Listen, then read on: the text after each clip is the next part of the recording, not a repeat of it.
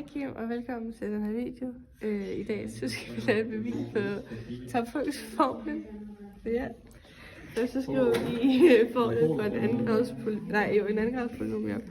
Og det er f af x lige med a x i anden a gange x plus b x plus c. Det er formlen. Ja, jeg tænker også lige, at vi laver et punkt herovre. Vi laver bare sådan her. Og det her er toppunktet, eller midterpunktet, hvad man nu siger. Og nu skal vi finde koordinatet for x-aksen. Ja, det er det hed. Jeg skal lige huske. Altså det her punkt, ikke? Der er her. Og det gør vi ved at differentiere.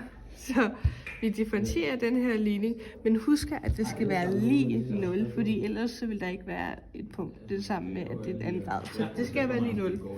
Så vi skriver f mærke af x er lige 0. Er lige med, og så nu når vi differentierer, så skal vi sætte 2 ned foran, fordi det differentierer, ja, det er bare sådan en regel. Så det bliver 2 gange, 2 gange a gange x. Og så bliver det bare plus b, fordi ja, det gør det bare. Det er bare regler med det der differentiering, ikke? Og så nu skal vi have bed over på den anden side af lighedstegnet. Og det betyder jo, siden at b det står i plus, så skal det stå i minus den her gang. Så det bliver minus b.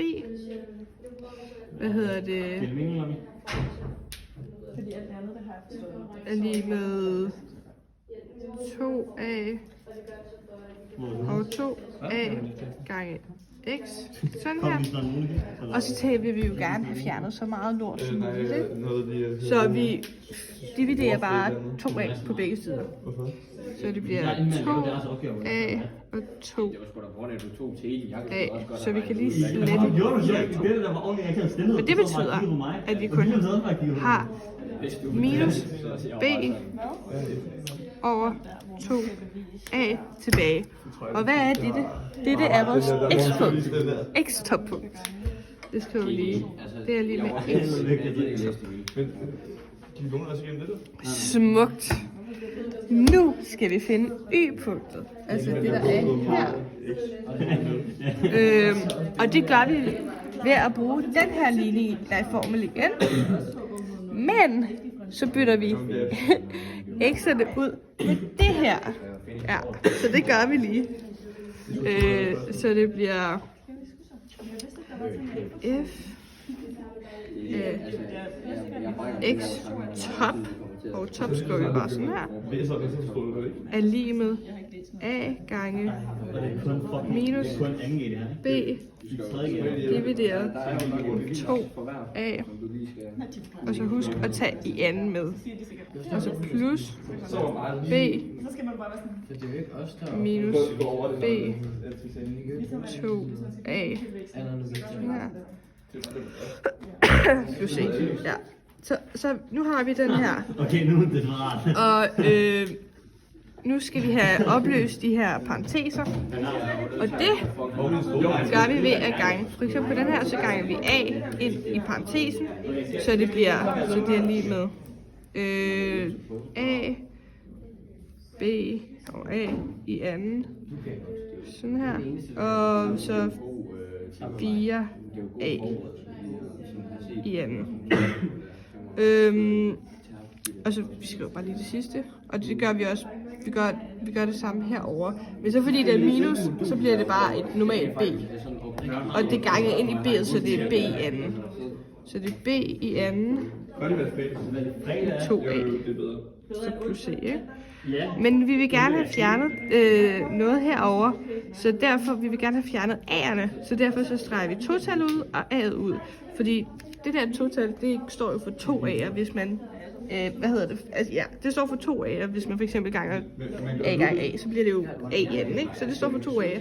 Så nu har vi kun et A tilbage her, så vi har fjernet et A på begge sider. Ja. Hvis du forstår, hvad jeg mener, det tror jeg godt, du gør. Så nu får vi det her ud. B i anden. Håber du kan læse, hvad jeg skriver. Med 4. Nej. Nu skal vi...